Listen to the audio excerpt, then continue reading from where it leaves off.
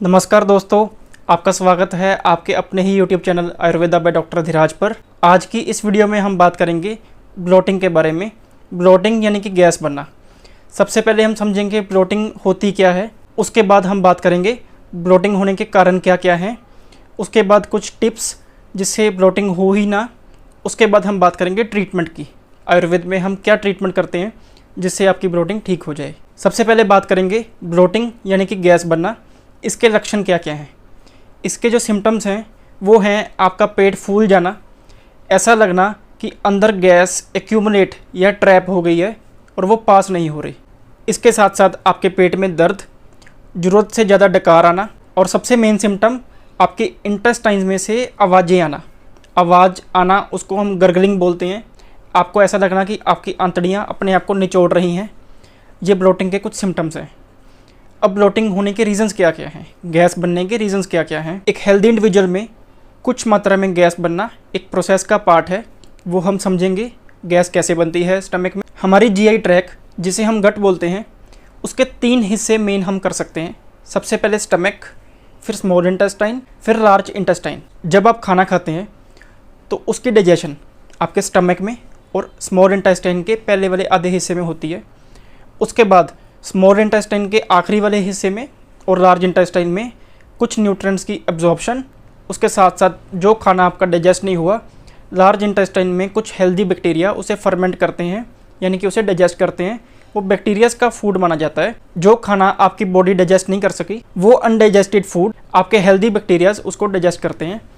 जब वो डाइजेस्ट करते हैं तो वहाँ फर्मेंटेशन होती है, यानी कि गैस बनती है। अब आपके खाए हुए खाने को आपकी बॉडी काफ़ी हद तक डाइजेस्ट कर देती है और उन बैक्टीरियाज के लिए उतना ही फूड बचता है जितना उनके सर्वाइवल के लिए नेसेसरी है, क्योंकि बाकी फूड आपकी बॉडी ने डाइजेस्ट भी कर दिया है और एब्जॉर्ब भी कर लिया है। अगर किसी वजह से आपकी बॉडी की डाइजेस्टिव पावर कम हो जाए, आपकी बॉडी की डाइजेशन वीक पड़ जाए, उस केस में आपका अनडाइजेस्टेड फूड आपकी लार्ज इंटेस्टाइन में ज़्यादा चला जाता है और वहाँ बैक्टीरियाज उसको ज़्यादा फर्मेंट कर देते हैं, जिसकी वजह से ज़रूरत से ज़्यादा गैस बन जाती है और उस वजह से आपको ब्लोटिंग का सामना करना पड़ता है। ये था इसका रीज़न गैस बनने का।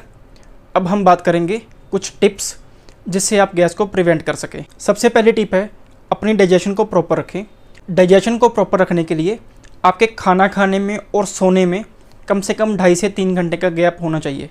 डिनर करने के बाद कम से कम 2.5 या 3 घंटे के बाद ही सोना है आपको, जिससे आपकी बॉडी खाने को पूरा डाइजेस्ट कर सके, ताकि आपको गैस का सामना ना करना पड़े। इसके साथ साथ कुछ लोग खाने के साथ साथ कुछ ड्रिंक्स का सेवन करते हैं। कुछ लोग चाय पीते हैं, कुछ लोग कार्बोनेटेड ड्रिंक्स पीते हैं। अगर हम खाने के साथ किसी भी ड्रिंक का सेवन कर रहे हैं, चाहे वो चाय है, चाहे वो कार्बोनेटेड या एरेटेड ड्रिंक्स हैं, उस केस में आपकी अग्नि वीक पड़ जाती है, आपके खाने की डाइजेशन प्रॉपर नहीं हो पाती। तो आप इस चीज़ को अवॉइड कीजिए। अगर कुछ पीना है आपको खाने के साथ, अगर आपकी हैबिट बनी हुई है, आपकी आदत बनी हुई है, तो आप छाछ यानी कि बटर मिल्क का सेवन कर सकते हैं। छाछ का सेवन करने से आपके पेट में उतनी गैस नहीं बनेगी। इसके अलावा खाना खाने के बीच में आधा घंटा पहले और आधा घंटा बाद आपको पानी नहीं पीना है। खाने के साथ पिया हुआ पानी आपकी डाइजेशन को अफेक्ट करता है, आपकी अग्नि को मंद कर देता है, डाउन कर देता है। तो आपको पानी भी अवॉइड करना है। ये बात रही प्रिवेंशन की। अब हम बात करेंगे ट्रीटमेंट की। अगर आपको एक्सेसिवली गैस बन रही है तो सबसे पहले 2 आसनों की बात करेंगे। पहला आसन है पवन मुक्त आसन। आप पवन मुक्त आसन को प्रैक्टिस कर सकते हैं। इसके साथ साथ आप वज्रासन को प्रैक्टिस कर सकते हैं। इन दोनों आसनों में बैठने से, इनको प्रैक्टिस करने से आपकी गट स्ट्रॉन्ग होगी, आपकी इंटेस्टाइन स्ट्रॉन्ग होगी, आपकी डाइजेशन बेटर होगी। अब हम बात करते हैं कुछ रेमेडीज़ की। खाना खाने के बाद आप थोड़ी सी सौंफ का सेवन कीजिए। 1 चम्मच सौंफ खाना खाने के बाद चबाकर खाइए, जिससे आपकी गैस बननी कम हो जाएगी। इसके साथ साथ खाने के बीच में भुने हुए जीरे का यूज़ कीजिए। थोड़े से जीरे को भून कर रख लीजिए, हो सके तो उसका पाउडर बना लीजिए, ग्राइंडर में ग्राइंड कर आप खाने के बीच में सब्जी के अंदर आप उसका यूज़ कर सकते हैं। या अगर कोई दही का सेवन कर रहा है तो आप दही में भुना हुआ जीरा डाल सकते हैं। इसके अलावा आप खाने के साथ पुदीने की चटनी का यूज़ कर सकते हैं। पुदीने का चटनी के रूप में गैस के केस में काफ़ी अच्छा रिजल्ट है। आप ताज़े पुदीने की चटनी बनाइए और खाने के साथ उसका सेवन कीजिए, उससे आपको ब्लोटिंग में काफ़ी हेल्प मिलेगी। अगर आपके पेट में एक्सेसिव गैस बनी हुई है और आप क्विक रिलीफ चाहते हैं तो 1 चम्मच अजवाइन अपने हाथ पे रखिए उसमें थोड़ा सा 1 या 2 ग्राम काला नमक डालिए, उसे सीधा खाकर ऊपर से गर्म पानी पी लीजिए। आप खुद फील करेंगे 10 से 15 मिनट में ही आपको गैस से आराम मिल जाएगा, आपकी गैस पास हो जाएगी, आपका स्टमक का पेन ठीक हो जाएगा और आपको रिलीफ मिल जाएगा। इसके अलावा कभी कभी हफ्ते में 1 बार 2 बार आप त्रिफला का यूज़ कर सकते हैं। त्रिफला को आधे गिलास पानी में भिगो के रखिए, 1 चम्मच त्रिफला लीजिए, आधे गिलास पानी में उसे भिगो दीजिए, 15 से 20 मिनट वो पड़ा रहे उस पानी में।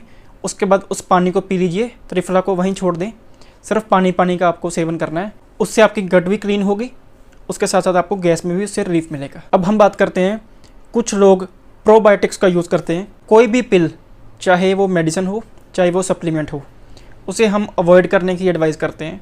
सेल्फ मेडिकेशन तो वैसे भी कुछ डेंजरस है। प्रोबायोटिक्स के लिए अब पिल की बजाय कुछ घर में रखी चीज़ों का यूज़ कीजिए। सबसे बेस्ट जो आप चीज़ें यूज़ कर सकते हैं वो है एप्पल साइडर विनेगर। आप एप्पल साइडर विनेगर को सुबह खाली पेट पीजिए, वो अपने आप में एक फर्मेंटेड ड्रिंक है। आपके जो फ्रेंडली बैक्टीरियाज़ हैं उसे इंक्रीज़ करेगा, जो बैड बैक्टीरियाज़ है उसकी क्वांटिटी वो कम करेगा। इसके साथ साथ आप सुबह खाली पेट थोड़ी दही का यूज़ कर सकते हैं। दही का सेवन करने से आपके गुड बैक्टीरियाज बढ़ेंगे और बैड बैक्टीरियाज कम होंगे। आप में से कुछ लोगों को पता होगा गाजर की कांजी आती है एक, आप उसे घर पे भी बना सकते हैं, वो आपकी सेहत के लिए काफ़ी अच्छी ड्रिंक है।